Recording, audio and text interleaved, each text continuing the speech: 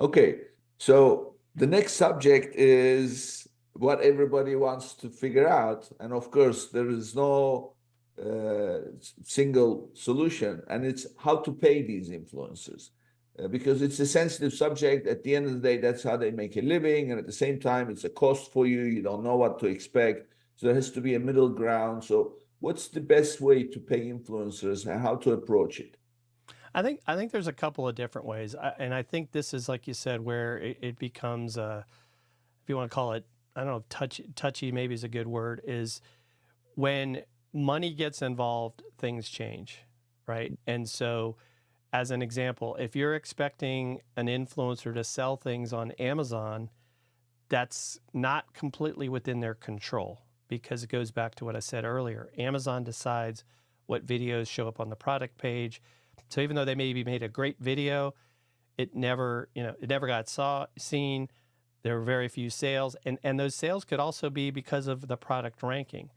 And so I think a couple ideas would be they do provide maybe a percentage, if you want to call it a commission based on actual sales, maybe as a flat fee per per video, and then you can also get into the terms of you create the content as the creator and you give up the rights to that to the company.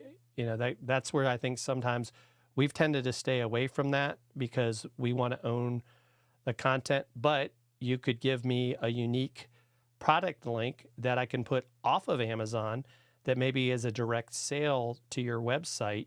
It's still really an affiliate model, because Amazon, it's like 1 to 4% is the commission off for Amazon influencer sales, depending on what product and what category it's in. And so I think it's very easy for a seller to say, okay, well, what can we do to reward? And so maybe it's additional commission, maybe it's a flat fee. But what's funny is you're going to have people that are kind of all over the map in what they expect.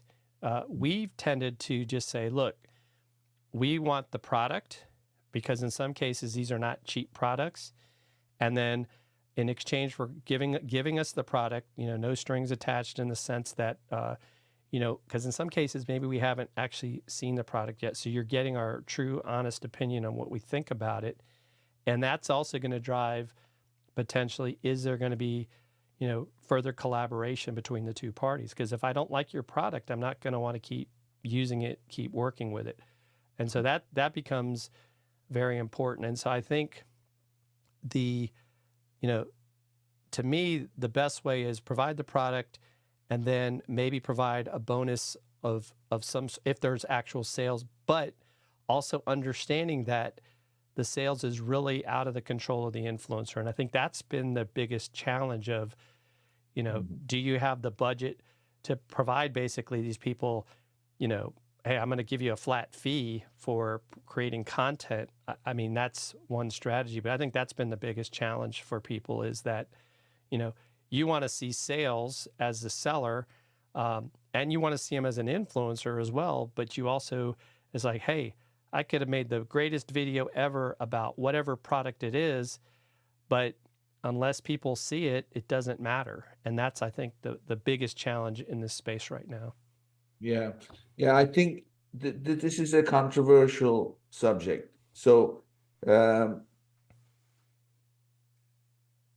people have to see it, but they really have to buy it, right? I Yes. mean, otherwise, there is no point in doing anything. So the reason why, to me, it's a little bit controversial, and there are two ideas about it.